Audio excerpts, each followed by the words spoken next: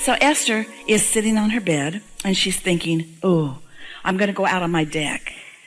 And she thought, there must be whales out there. And then she thought, but first I'll brush my teeth. And then she thought, oh, and now I'll floss my teeth. And then she thought, and now I'll take a shower. And then she thought, and now I'll get something to eat.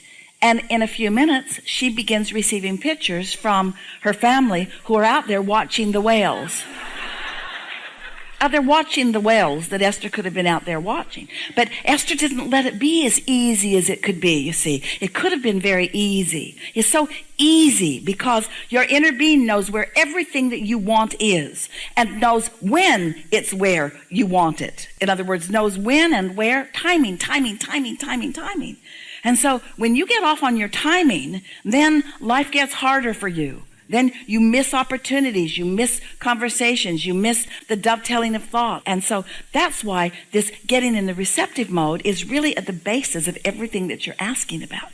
Because when you're in the receptive mode, then you have good timing. You know the difference between you're going to work and you're going through the streets and there are lots of stoplights, and you know the difference between those days when you miss the traffic and you miss the stoplights and you just go, because your timing is on. You see, and everything in your world can be like that. It's just a matter of having the experience. Esther is laughing because she said she began counting the things that the universe was orchestrating for her, that she was not allowing to unfold in the most timely of manner. We would like her to know it was partly in preparation for this conversation that we're all having with you. But just the same, you have a concierge in the sky, not literally in the sky, but you might as well think of us there as anywhere, who know where all the pieces to all of the things that are important to you are. And when you give up this flawed premise that there are blessings in heaven from hard work and struggle, and instead you accept that the blessings are offered to you on an ongoing basis, but you must be absent of hardship and struggle in order to tap into that, then you're off and running. And you reset yourself by meditating and opening that's how you reset when things That's why list of positive aspects will do it. But if you're already not feeling good, then the positive aspects just annoy you. A rampage of appreciation will do it too. But if you're already not feeling very good, then it just causes the tension of the train going that way and that way. We would not try to make it happen. We would look for an opportunity to quiet your mind. And you can do it as often as you want, but we would certainly do it at least 15 or 20 minutes at the beginning of every day. We really would. We would not miss the opportunity for the timing. So you say that you work hard. Tell us about what you do. I'm a dentist, and I also have online businesses as well, and developing solutions that can go for the masses. And help them learn wherever they are in the world, cutting edge stuff. All right, so we're hearing about them. What's in it for you? What rings your bells about your work? I love doing challenging things, and I love to be the first one doing something. Now, what do you mean by challenging? You love proving yourself? You love proving worthiness? I get bored easily if it's something I'm doing and it's just predictable. I don't find excitement in that. I like to do new things. I like newness. So are you saying you like to be more instinctual in the art of your work? Instinctual. More tuned in, more receiving of higher possibilities, that you would like to experience the evolution of something that is rather mundane? I have a hard time keeping track of or keeping up with these instinctual things I'm getting, so I'm getting overwhelmed. Like, I want things to move faster because I receive a lot, but I get bogged down in this mundaneness of certain things. Because, you see, oh, this is so good. So as you're tapping in and receiving the inspiration for this, and then the universe is queuing it up, if you're not vibrationally up to speed with what the universe has queued up for you, then you get overwhelmed by it. Overwhelmment is the emotion that you feel when you're asking for more than you're letting in. These are the words that we want you to hear right now. You'll hear more as these days are going by. We'll be talking to you all week long.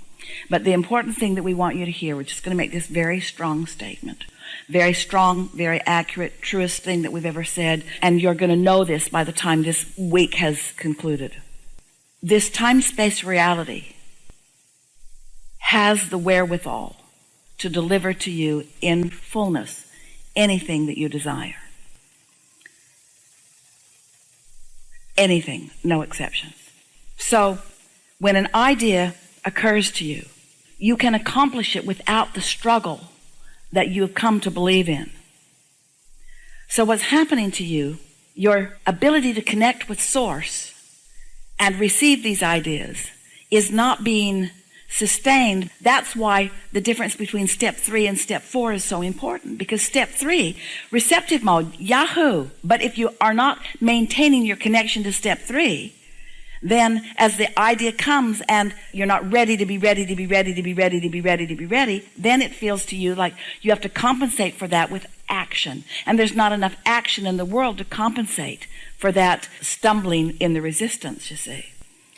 So the simple answer is, more will not come to you than you can accomplish. But the accomplishment has to be allowed by you to come to you in the same way and from the same place that the ideas did to begin with. Now, what that means is, when your Source, when your inner being gives you an idea, it's not like your inner being is saying, we've got a brilliant idea and here it is. Now work hard and make it happen. That's not what your inner being is saying. Your inner being says, here's an idea, and more ideas will follow that will make it unfold with ease. Can you feel that? But when you receive the idea, you haven't received the next and the next and the next and the next, and you fall back on your action in order to make it happen. Esther knows the feeling of that, because the ideas keep coming, and Esther will say to us and to others, I get really rested and then I make a schedule for the year, and then we have to fly it. Then the whole team has to get on an airplane and be over there and be over there and be over there. And we were so rested and so ambitious. Now we actually have to do the physicality to make that happen. She's not saying that anymore. What she's saying is, I love flying. It's so easy to get from place to place. She's saying, all of us moving about, some coming from Canada, some coming from Arizona, some coming from Utah. They're coming from so many places. And she says, we don't miss flights, we don't lose bags, we don't miss shows. It just keeps unfolding. And the more Esther says that, then the easier it is. The easier it is for her. She can't even remember the last time she had a hiccup in her flight. You see what we're getting at? Or she could say, oh yeah, I made the schedule really hard this year. We're going to 40 cities and this many cruises and this many this and this many this and this many this, and just introduce resistance to the equation. And then the same schedule that could have been delightful and easy is now hard just because of the attitude that's been focused upon it. You see the difference? Yeah. Is it patience too? Maybe I don't have enough patience. Patience has been a key thing in my life. We're not encouragers of patience. No. Okay. Because patience is what you need to acquire when you haven't figured out how to line up with source energy. When you figure out how to line up, you don't need patience because it just unfolds in this steady, wonderful way. This has been a fun conversation, and you might say, as you've been listening in, that it's been more of a step 1 conversation, more asking, than it has a step 3 conversation. It's been some of both. But it has been a conversation that has been beneficial to everybody because everybody is doing this. We've been saying to you all for quite a while that there's not enough action in the world to compensate for misalignment. And yet, most of you are ready to get up and offer the action rather than take time to meditate for 15 minutes every day. And we said that deliberately in a very slow and strong way, wanting to get your attention because it is really important to hook into the energy that creates worlds. It's like saying, I'm going to vacuum the house, but I'm not going to plug the vacuum in. I'm going to move it all around, and I'm going to make all those marks on the rug, and I'm going to go to every corner of every room, but I don't have time to plug it in. And if anybody asks you, please tell them I vacuumed the house, because there's no corner of this house that I missed. In fact, some of it I went over twice. Somebody said the other day, it's like going to get in your car and refusing to take your keys. We're trying to get your attention that there are things that you can do that will empower you in ways that you don't yet know because you haven't allowed yourself to be empowered in that way. Then once you do it, you'll begin saying things like, oh, it really takes the edge off. It's easier to receive things. I find myself feeling better about things as they come to me. Life is easier and easier as it goes. More ideas are coming, not just the initial ideas, but the ideas that follow through and follow through and follow through. And you have to remember that the universe knows. Your inner being knows. And law of attraction has already assembled the vibrational counterpart to the people who will assist you.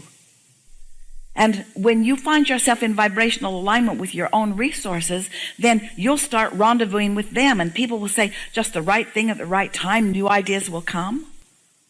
So these are the things that you will be giving up. You ready? We're going to give you a short list. It's not long.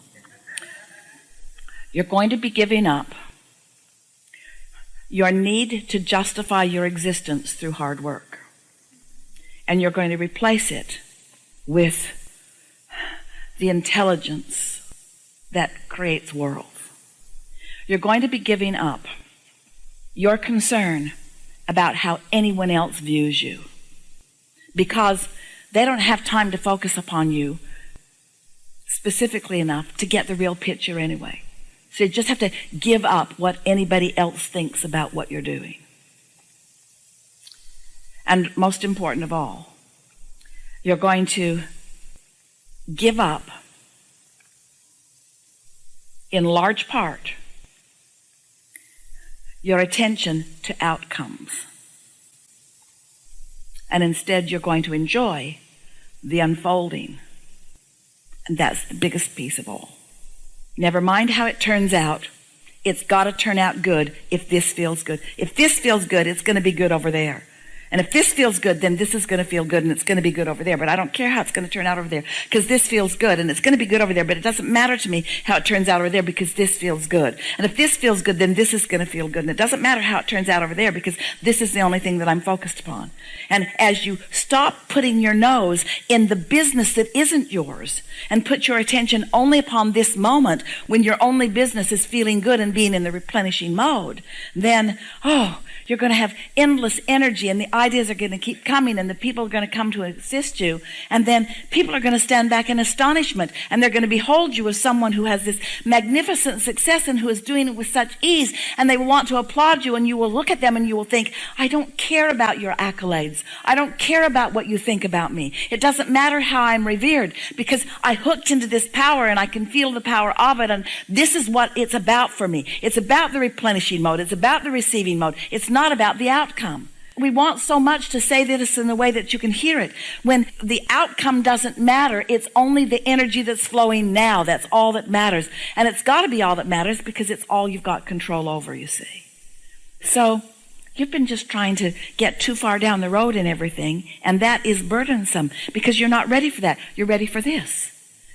And then ready for this, and then ready for this, and then ready for this, and then ready for this, and then ready for this, and then ready for this, and ready for this, and ready for this, and ready for this, and ready for this, and ready for this, and this, and this, ready for this, and this, and this, and this, and ready for these, this, and this, and this, and this, and this, and ready for this, and this, and ready for this, and this, and this, and ready for this, and this, and this, and feeling so much power, because you're on point with all of it. You're dancing with the universe. You're in the right place at the right time. The ideas are flowing. Someone else is there to meet you, and more is coming, and more is coming, and more is coming, and more is coming. And for the first time ever, it's not overwhelming, because you're not trying to be the engine that makes it happen. You're letting the energy that creates worlds be it, and you're just receiving your part in it and just sort of dancing along the way with it. See the difference?